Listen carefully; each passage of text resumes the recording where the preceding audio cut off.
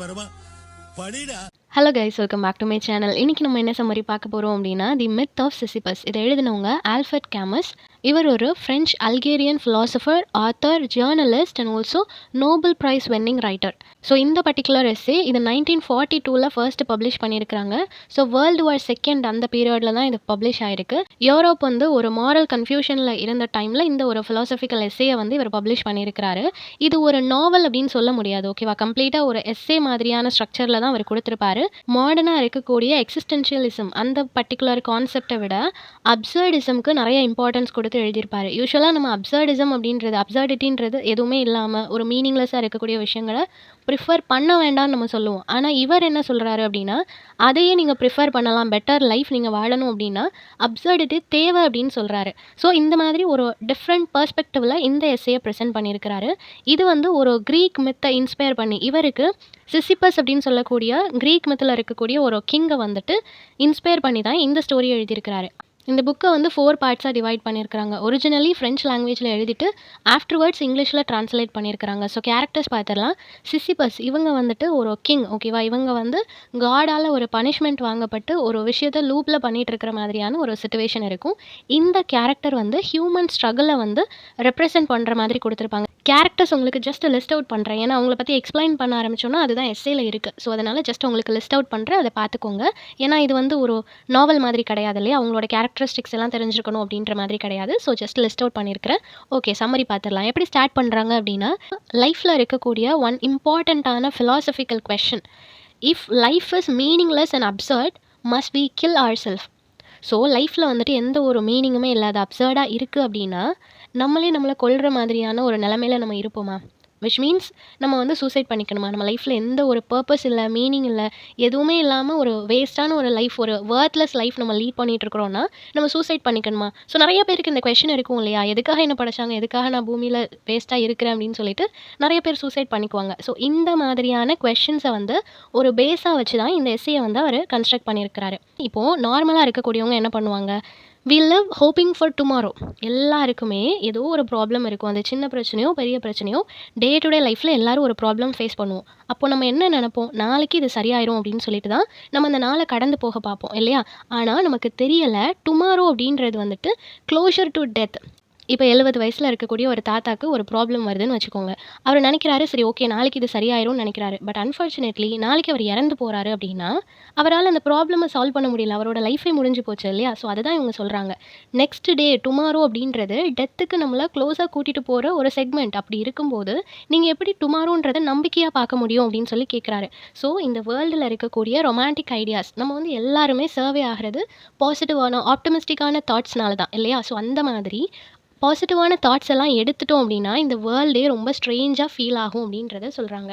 எல்லாரும் நான் ரொம்ப சென்சிபிளான நாலேஜபிளான ஒரு பர்சன் சொல்லி நினைக்கலாம். பட் ஆக்சுவலாக ரியல் நாலேஜ் ஒன்றும் கிடையாது அப்படின்னு சொல்கிறாரு. ஏன்னா ரீசன் அண்ட் சயின்ஸ் அப்படின்றது வந்து அது ஃபுல்லாக யாராலையும் இந்த வேர்ல்டை வந்து எக்ஸ்பிளைன் பண்ண முடியாது இல்லையா? எல்லாரும் சொல்கிறாங்க, இவ்வளோ பேரை தூக்கி சுமக்கிற இவ்வளோ பில்டிங்ஸ், இவ்வளோ பீப்புள் இருக்கக்கூடிய அந்த ஒரு எர்த் வந்து ஸ்பேஸில் ஜஸ்ட் அது மிதந்துட்டு இருக்குன்னு சொல்கிறது நம்ம நம்புகிறோம். ஏன்னா அது சயின்ஸ். அது நம்புறதுக்கு கொஞ்சம் கஷ்டமாக இருந்தாலும் ப்ரூஃபோடு சொல்கிறதுனால இதுதான் சயின்ஸ்ன்னு சொல்கிறதுனால நம்ம நம்புகிறோம் இல்லையா? ஸோ அந்த மாதிரி சயின்ஸாக இருக்கட்டும் இல்லை சில ரீசன்ஸாக இருக்கட்டும், அது எல்லாமே அக்செப்ட் பண்ணுற மாதிரி இருந்தாலும் இந்த வேர்ல்டை கம்ப்ளீட்டாக அதனால் எக்ஸ்பிளைன் பண்ண முடியாது. அது ஜஸ்ட் ஒரு மெட்டஃபர், அப்ஸ்ட்ராக்ஷன்ஸ், அதால் தான் ஃபில் ஆகிருக்கு அப்படின்றத சொல்கிறாங்க. ஸோ இந்த அப்ஸ்ட்ராக்ட் அப்படின்றது வந்து எப்போ அதுக்குள்ளே ஒரு கிளாஷ் வரும் அப்படின்னா, நம்மளோட தேவைகள். இப்போது மனுஷனுக்கு நிறைய கொஷின்ஸ் வரும் இல்லையா? நமக்கு எல்லாரும் சொல்லக்கூடியது என்னது? லைஃப்பை பற்றின ஒரு ப்ராப்பரான புரிதல் உனக்கு வந்துடுச்சுன்னா நீ லைஃப்பை நல்லா வாழ ஆரம்பிச்சிருவே அப்படின்னு சொல்லுவாங்க. பட் எல்லாருக்கும் லைஃப்பை பற்றின புரிதல் ஒரே மாதிரி இருக்குமா? ஒருத்தங்க மணிக்கு இம்பார்ட்டன்ஸ் கொடுப்பாங்க, ஒருத்தங்க லவ்க்கு இம்பார்ட்டன்ஸ் கொடுப்பாங்க, ஒருத்தங்க பேரண்ட்ஸ், சொசைட்டி, இந்த மாதிரி ஒவ்வொருத்தங்களோட எக்ஸ்பெக்டேஷன், ஒவ்வொருத்தங்களோட பெர்செப்ஷன், ஒவ்வொருத்தங்களோட இம்பார்ட்டன்ஸ் வந்து சேஞ்ச் ஆகும் இல்லையா? ஸோ அந்த மாதிரி லைஃபுக்கான கம்ப்ளீட் மீனிங் அப்படின்றத நம்ம தேடிட்டு இருக்கும்போது, யூனிவர்ஸ் கிட்டேருந்து ஆன்சர் எதிர்பார்க்கும்போது அந்த ஆன்சர் நமக்கு யூனிவர்ஸ் கிட்டேருந்து கிடைக்காது. இல்லையா? வேர்ல்டு நமக்கு எக்ஸ்ப்ளைன் பண்ண போறதில்ல. இதுக்காக தான் நான் உன்ன வந்து இந்த பூமியில வச்சிருக்கிறேன். இத பண்ணேன்னா, அதுக்கப்புறம் நீ இறந்து போயிருவ. இந்த மாதிரி யாரும் நமக்கு ஆன்சர் பண்ண போறதில்ல. ஸோ, நமக்கு ஒரு கொஸ்டின் வருது. எர்த் கிட்ட இருந்து அதுக்கு ஆன்சர் வரல அப்படின்றப்போ தான், அந்த அப்சர்டிட்டி கிரியேட் ஆகுது அப்படின்றத சொல்றாங்க. ஸோ, வேர்ல்டு கம்ப்ளீட்டா அப்சர்டா இல்ல. நம்ம கம்ப்ளீட்டா அப்சர்டா இல்ல. நம்மளும் வேர்ல்டும் ஒண்ணா சேரும்போது, அங்க ஒரு அப்சர்டிட்டி கிரியேட் ஆகுது அப்படின்றத சொல்றாங்க. ஸோ, நெறைய பிலாசபர்ஸ வந்து லிஸ்ட் அவுட் பண்ணியிருக்கிறாங்க. இவங்க எல்லாருமே அப்சர்டிட்டிய பத்தி பேசியிருக்கிறாங்க. ஆனா, யாருமே அதுக்கான சொல்யூஷன் குடுக்கல அப்படின்றத சொல்றாங்க. அத ஃபேஸ் பண்ணாம, அத எப்படி ப்ராப்ளம் சால்வ் பண்ணணும்னு சொல்லாம, ஜஸ்ட் அதுலருந்து எஸ்கேப் ஆக ட்ரை பண்ணியிருக்கிறாங்க. ஒரு விஷயத்த நம்ம ஃபேஸ் பண்ணாம எஸ்கேப் ஆகுறோம்னா, அது சூசைட்ன்னு சொல்லுவோம் இல்லையா? ஸோ, இந்த பிலாசபர்ஸ் எல்லாரும் பண்ணது பிலாசபிக்கல் சூசைட் அப்படின்னு இவங்க சொல்றாங்க.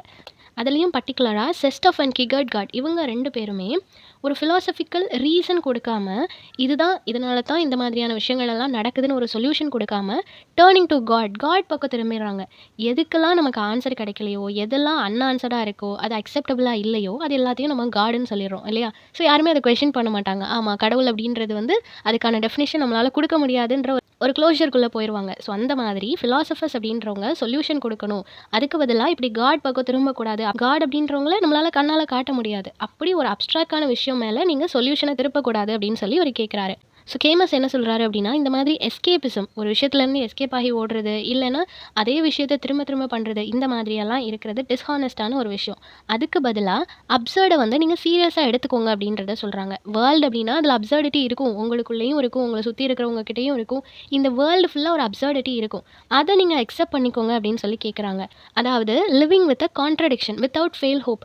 நாளைக்கு நல்லாயிரும் அப்படின்னு நினைக்காம, இன்னைக்கு ப்ராப்ளம் இருக்கா, ஓகே நான் இதை வந்து ஃபேஸ் பண்ணுறேன், இதை வந்து சால்வ் பண்ணுறேன், எனக்கு சோகமாக இருக்குதா நான் அழுவுறேன், எனக்கு சந்தோஷமா இருக்குதா நான் சிரிக்கிறேன், எதையுமே நான் ஹோல்ட் பண்ணி வச்சுட்டு நாளைக்கு அதை வந்து நான் என்ஜாய் பண்ணிக்கலாம், நாளைக்கு சால்வ் பண்ணிக்கலாம், அந்த மாதிரி ஒரு ஹோப்போட இல்லாமல் இந்த மொமெண்ட் என்னால் என்ன பண்ண முடியும், இந்த மொமெண்ட் என்னால் அதை ரெக்டிஃபை பண்ண முடிஞ்சதுன்னா நான் பண்ணுறேன், இந்த மாதிரியான ஒரு தாட் உங்களுக்கு வேணும் அப்படின்னு சொல்லி கேட்டுக்கிறாரு. உன்னோட லைஃப்பில் ஒரு பர்பஸ் இருக்கும். அந்த மொமெண்ட் உனக்கு என்ஜாய் பண்ணுறதுக்கு ஏதாவது ஒரு ரீசன் இருக்கும். அதை நீ தேடாமல் நாளைக்கு நான் என்னவாக போகிறேன், நாளைக்கு என்கிட்ட எந்த பிளானுமே இல்லையே, இப்படி யோசிச்சு நீ உன்னையே நீ கில் பண்ணிக்க வேண்டாம் அப்படின்றதான் இவங்க சொல்கிறாங்க. நெக்ஸ்ட் என்னன்னா, we must live in constant revolt. இன்னைக்கு எப்படி இருக்குது, இந்த ப்ரெசென்ட் எப்படி இருக்குது, அப்சர்டிட்டியாகவே ஒன்றுமே இல்லாமல், எனக்கு ஃபேமிலி இல்லை, ஒர்க் இல்லை, எனக்கு வாழ்கிறதுக்கான ஒரு பர்பஸ் இல்லை, எனக்குன்னு ஒரு ஐடென்டிட்டி இல்லை, எதுவுமே இல்லைனாலும் நீ அந்த அப்சர்டிட்டியை அக்செப்ட் பண்ணிக்கோ அப்படின்றத சொல்கிறாங்க. பெர்மனெண்ட்டாக நீ அக்செப்ட் பண்ணிக்கணும், நீ இப்படியே சும்மாவே இருக்கணுன்றதை நான் சொல்லலை. ஆனால் அந்த மொமெண்ட் அக்செப்ட் பண்ணிக்கோ. லைஃப் அப்படின்றது வந்து அன்பிரடிக்டபிள், எப்படி வேணால் சேஞ்ச் ஆகும். ஏதோ ஒரு மொமெண்ட் நீ எங்கேயோ ஒர்க் பண்ணுற மாதிரியோ, இல்லை யாருக்கோ நீ ஹெல்ப் பண்ணுற மாதிரியோ ஒரு மொமெண்ட் மாறலாம். அப்படி இருக்கும்போது அந்த மொமெண்ட் நீ அப்சர்டிட்டியை அக்செப்ட் பண்ணிக்கோ. ஃப்யூச்சர் வேறு மாதிரி இருக்கும் அப்படின்றதான் இவர் சொல்கிறாரு. ஸோ ஒரு அப்சர்ட் மேன் அப்படின்றவன் மெட்டாஃபிசிக்கலான ஃப்ரீடமை வந்து கன்சர்ன் பண்ண மாட்டான். அவனுக்கு கான்க்ரீட்டான ஃப்ரீடம் வேணும் அப்படின்னு சொல்லி நினைப்பான். அது என்ன அப்படின்னா, மெட்டாஃபிசிக்கல் ஃப்ரீடம் அப்படின்னு சொல்லும்போது அப்ஸ்ட்ராக்டான கொஸ்டின் நமக்கு இருக்கும் இல்லையா? அதுக்காக நான் வாழ்கிறேன், கடவுள் என்னை எதுக்காக படைச்சிருக்காரு, என்ன ரோல் நான் ப்ளே பண்ண போகிறேன், யாருக்காவது நான் பிரயோஜனமாக இருக்கிறேன்னா, இந்த மாதிரி பிளென்டி ஆஃப் கொஸ்டின்ஸ் நமக்குள்ளே வரும் இல்லையா? இந்த மாதிரியான கொஸ்டின் எல்லாமே அப்சர்ட் பர்சன் கேட்க மாட்டான் அப்படின்றத சொல்கிறாங்க. ஏன்னா அவனுக்கு தெரியும் ஆன்சர் வராது அப்படின்றது தெரியும். ஸோ அது எல்லாத்தையுமே இக்னோர் பண்ணிவிட்டு அவன் கான்க்ரீட்டான ஒரு ஃப்ரீடம்குள்ளே போவான். இந்த மொமெண்ட் என்னால் என்ன பண்ண முடியும், என்னால் ஹாப்பியாக இருக்க முடியுமா, இந்த மொமெண்ட் என்னால் சாப்பிட முடியுது, டிவி பார்க்க முடியுது, என்னால் ஃப்ரீயாக 4 பேர்கிட்ட பேச முடியுது, ஸோ இந்த மொமெண்ட் என்னால் லைவ்லியாக கொண்டு போக முடியுது அப்படின்னா அதுக்கு தான் அவன் கான்சென்ட்ரேட் பண்ணுவான். ஸோ நெக்ஸ்ட் டே நல்லா இருக்கும் அப்படின்ற ஹோப் அவனுக்கு தேவையில்லை. எட்டர்னிட்டி நான் கண்டினியூஸாக நான் வாழ்ந்துகிட்டே இருக்க போகிறேன், டெத்துன்றது எனக்கு கிடையாதுன்ற மாதிரியான தாட் அவனுக்கு இல்லை. என்னதான் பர்பஸ் அப்படின்றத பற்றி அவன் யோசிக்க மாட்டான். ஃபேமிலியை ஃபேஸ் பண்ணணும், அவங்களுக்கெல்லாம் ஆன்சர் பண்ணணும், இதெல்லாம் அவன் திங்க் பண்ண மாட்டான். ஜஸ்ட் அவனோட லைஃப், இந்த மொமெண்ட் ஓகே, நெக்ஸ்ட் மொமெண்ட் என்ன ஆகுதோ அது ஆகட்டும், இந்த மொமெண்ட் என்னால் என்ன பண்ண முடியுதோ அதை நான் பண்ணிட்டு போகிறேன் அப்படின்னு சொல்லிட்டு ஒரு நார்மலான ஒரு லைஃப்பை லீட் பண்ணக்கூடியவன் தான் இந்த அப்சர்ட் மேன் அப்படின்றத சொல்கிறாங்க. If life has no meaning, no values are higher then others. நம்ம எப்போ ரொம்ப ஒரி பண்ணுவோம், நம்மள அடுத்தவங்களோட கம்பேர் பண்ணும்போது இல்லையா? கம்பேர் பண்ணும்போது தான் அங்கே வந்து நிறைய டிசப்பாயின்மெண்ட்ஸ், நிறைய ஒரீஸ் வந்து ஸ்டார்ட் ஆகுது இல்லையா? ஸோ இவங்க என்ன சொல்கிறாங்க அப்படின்னா, பீயிங் அன் அப்சர்ட் மேன், நீ எதை பற்றியும் கேர் பண்ணாமல் இருக்கிற அப்படின்னா உனக்கு வந்து ஒரு பர்ஃபெக்ட் லைஃப் லீட் பண்ணணும், இந்த சொசைட்டியல் எக்ஸ்பெக்டேஷன்ஸ் எல்லாத்தையும் ஃபுல்ஃபில் பண்ணணும் அப்படின்ற ஒரு தாட் உனக்குள்ளே வராது.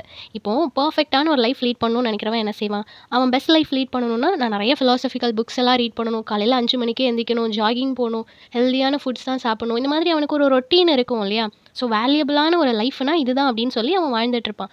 ஆனால் அப்சர்ட் பர்சன் என்ன செய்வான் அப்படின்னா, எனக்கு இப்போ ஸ்விம் பண்ண பிடிக்குதா, நான் போய் ஸ்விம் பண்ணுறேன். எனக்கு இந்த ஃபுட் தான் சாப்பிட பிடிச்சிருக்கா, நான் இதை சாப்பிட்றேன். நான் சன்செட் பார்க்கணும்னு நினைக்கிறேன், போய் சன்செட் பார்க்குறேன். ஸோ இந்த மாதிரி பிளான் பண்ணி பண்ணாமல் அந்த மொமெண்ட் என்ன தோணுதோ அதை வாழ்ந்துட்டு போவான். அதுவுமே பெட்டர் லைஃப் தான், அதுவும் வேல்யூபிளான ஒரு லைஃப் தான் அப்படின்றத இவர் சொல்கிறாரு. ஸோ எல்லாராலையும் பர்ஃபெக்டாக வாழ முடியாது. So being an absurd man is okay அப்படின்றது தான் இவரோட ஆர்குமெண்ட்டாக இருக்குது. ஓகேவா?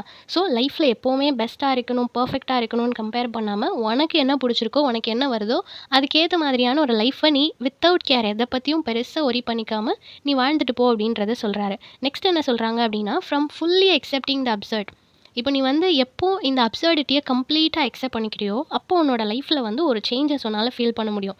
ஒரு எக்ஸாக்ட் ஃப்ரீடம் உன்னால் உணர முடியும். தென் அது ஒரு ஃபேஷனபிளான லைஃபுக்கு உன்னை கூட்டிகிட்டு போகும். இவர் சொல்கிற இந்த ஒரு அப்சர்டிட்டி அப்படின்றது எப்போவுமே நீ சும்மா இருக்கணும் அப்படின்றது கிடையாது.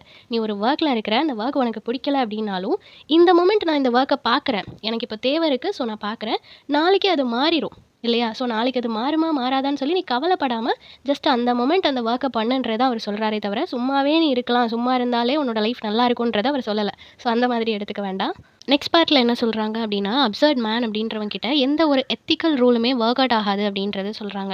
அவங்க வந்து காடை டிபெண்ட் பண்ணியிருந்தாலும், ஹையர் ரீசன்ஸ் எதை அவங்க அக்செப்ட் பண்ணிக்கிட்டாலுமே இந்த மாதிரி எத்திக்கல் வேல்யூஸ்க்கு, எத்திக்கல் ரூல்ஸுக்கு அவங்க நிறைய இம்பார்ட்டன்ஸ் கொடுக்க மாட்டாங்க. ஏன் அப்படின்னா, எவ்ரிதிங் இஸ் பெர்மிட்டட். கடவுள் தான் எல்லாத்தையுமே கொடுத்தாரு, கடவுள் இதை அலோவ் பண்ணுறதுனால இது நடக்குது, இந்த கெட்டதுமே ஒரு நல்லதுக்கு தான் பண்ணியிருப்பாரு. இந்த மாதிரியான ஆப்டமிஸ்டிக்கான தாட்ஸ் எல்லாமே ஒரு பிட்டர் ஃபேக்ட் அப்படின்றத சொல்கிறாங்க. ஓகேவா? எல்லா விஷயமுமே எப்படி நமக்கு சந்தோஷம் தரும்? நமக்கு இப்போ ஆக்சிடென்ட் ஆயிடுச்சு, ஆனால் பெருசாக எதுவும் நடக்கலையேன்னு சொல்லி சந்தோஷப்படுன்னு சொல்லும்போது எப்படி அது நமக்கு சந்தோஷத்தை தரும்? எல்லா விஷயமும் நல்லதுக்கு தான் நடக்குதுன்னு எல்லா நேரமும் நம்மளால் எடுத்துக்க முடியாது. அதனாலேயே அப்சர்ட் மேன் வந்து இந்த மாதிரியான எத்திக்கல் ரூல்ஸ் எல்லாம் ஃபாலோ பண்ணுறது கிடையாது. நெக்ஸ்ட்டு டான் ஜுவன் அப்படின்ற ஒரு பர்சனோட லைஃப்பை பற்றி சொல்லியிருக்கிறாங்க. அவரோட லைஃப்பில் அவர் லவ் அப்படின்ற ஒரு விஷயத்த ஷார்ட் லவ்ட் அண்ட் ஆல்சோ எக்ஸப்ஷனலாக பார்க்குறாரு.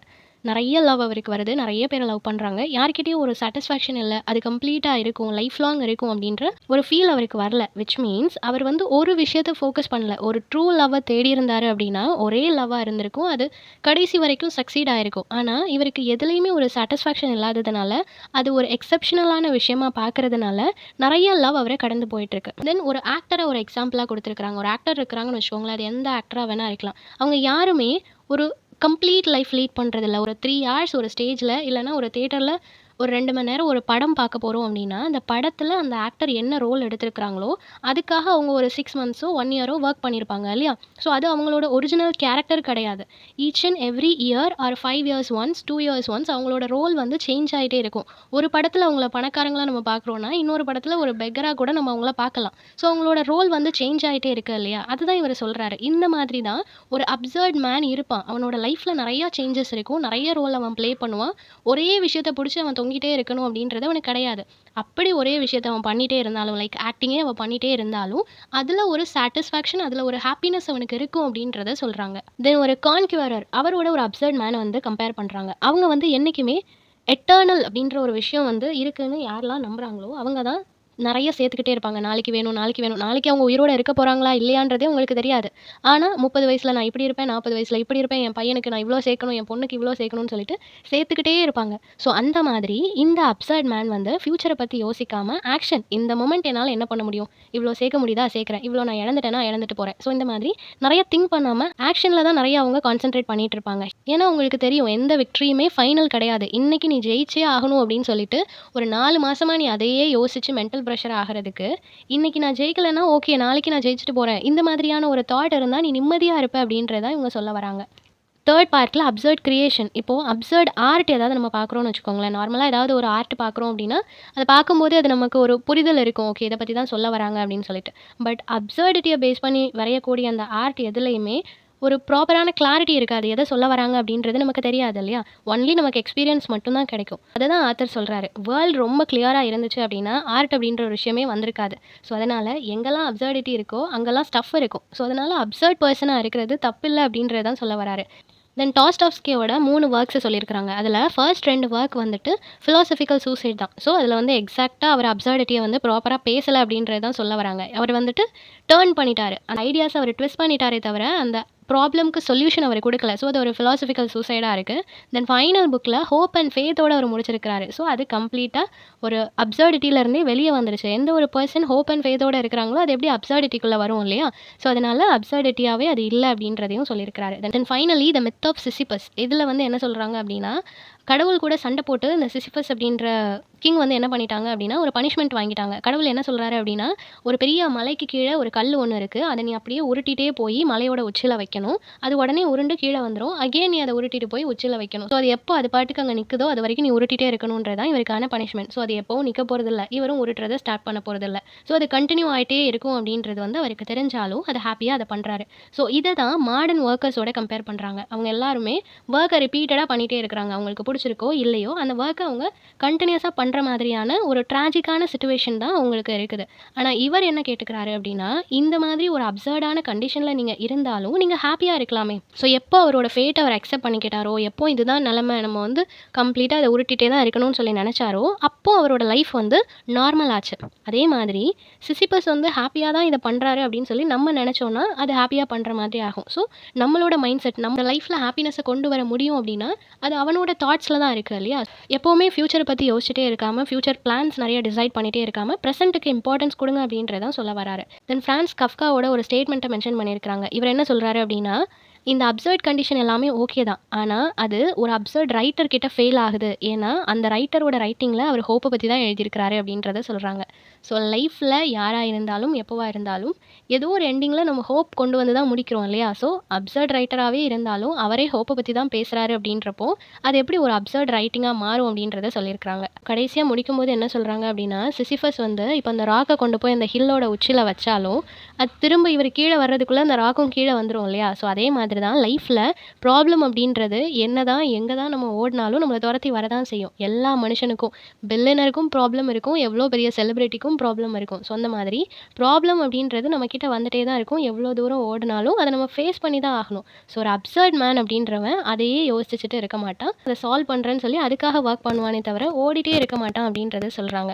தென் சிசிபஸ் வந்து ரொம்ப லாயலா நடந்துக்கிட்டாரு. ஈவன் காட் வந்து அவர பனிஷ் பண்ணாலும், ஒன்ஸ் நான் தூக்கி வச்சுட்டேன், அது கீழ விழுந்துட்டு, இதுக்கப்புறம்லாம் நான் பண்ண முடியாது அப்படின்னு சொல்லி அவரு சண்ட போடல. அவருக்கு என்ன கொடுக்கப்பட்டுச்சோ, அத அவரு கன்டினியூஸா பண்ணிட்டே இருந்தாரு இல்லையா? ஸோ, அது ஒரு மீனிங்லெஸ்ஸான விஷயம் அப்படின்றது அவருக்கு தெரிஞ்சாலும், என்னைக்கோ ஒரு நாள் அதுல ஒரு விஷயம் அவர அப்ரிஷியேட் பண்ற மாதிரி இருக்கும்னு சொல்லி அவரு நம்புனாரு. ஸோ, அந்த மாதிரி இந்த யுனிவர்ஸ்ல வந்து உங்களுக்கு எந்த விதமான பர்ப்பஸும் இல்ல, உங்களுக்கு யாருமே உங்கள கைட் பண்ணல, யாரும் உங்களுக்கு ஆன்ஸர் பண்ணலன்னு நெனச்சாலும், நீங்க பண்ணக்கூடிய ஏதோ ஒரு சின்ன விஷயத்துக்கு ஒரு ஹியூஜ் இம்பாக்ட் என்னைக்காவது ஒரு நாள் உங்களுக்கு தெரியும் அப்படின்றத சொல்றாங்க. ஸோ, சிசிஃபஸ் வந்து அந்த ராக்க எடுத்துட்டு போய் ஹில் மேல வச்சுட்டாரு அப்படின்னா, அவரு ஹேப்பி ஆயிருவாரு. அதோட முடிஞ்சுது அப்படின்றது கிடையாது. அத அவரு கன்டினியூஸா பண்ணிட்டே இருக்கணும். அந்த ப்ராசஸ் அந்த டைம் டியூரேஷன் இருக்கு இல்லையா? அதுல தான் அவருக்கு அண்டர்ஸ்டாண்டிங் வரும். ஓகே நம்ம பண்ணது தப்பு. அதுக்காக தான் இந்த விஷயம். நம்ம இத ரிப்பீட் பண்ணக்கூடாது. அதனால வந்த கான்சிக்வென்சஸ் இந்த மாதிரி நெறைய புரிதல்கள் அவருக்கு வரும் இல்லையா? ஸோ, அதுதான் சொல்றாங்க. லைஃப்ல ஒரு விஷயம் வந்து நம்ம அச்சீவ் பண்ணல, நம்ம வின் பண்ணல அப்படின்னாலும், அந்த ப்ராசஸ் நமக்கு நெறைய லெசன்ஸ குடுக்கும் அப்படின்றத சொல்றாங்க. ஸோ, ஃபியூச்சர்ல நம்மளோட பாத் இன்னுமே அது ஷைன் ஆகுறதுக்கு இது எல்லாமே பெஸ்ட் லெசன்ஸா இருக்கும். ஸோ, அதனால வின் பண்ணலையே அப்படின்றத நெனச்சு வொரி பண்ணாம, ஈச் அண்ட் எவ்ரி ஸ்டெப் எல்லாத்தையுமே சக்ஸஸா எடுத்து நம்ம வொர்க் பண்ணிட்டே இருக்கணும் அப்படின்றத சொல்றாங்க. ஸோ, எப்பவுமே ஸ்ட்ரெஸ்ஃபுல்லான ஒரு பெர்ஃபெக்ட்டான பெர்சனா இருக்கிறத விட, பீயிங் அன் அப்சர்ட் பெர்சன் ஒரு அப்சர்ட் பெர்சனா இருந்தாலும் ஹேப்பியா இருக்கிறது பெட்டர் அப்படின்றத தான் சொல்றாரு. ஸோ, இந்த சம்மரி எல்லாருக்கும் புரிஞ்சிருக்கும்னு நெனைக்கிறேன். நெக்ஸ்ட் என்ன டாபிக்ல வீடியோ போடலாம்னு சொல்லி கமெண்ட் பண்ணுங்க. தேங்க் யூ ஃபார் வாட்சிங்.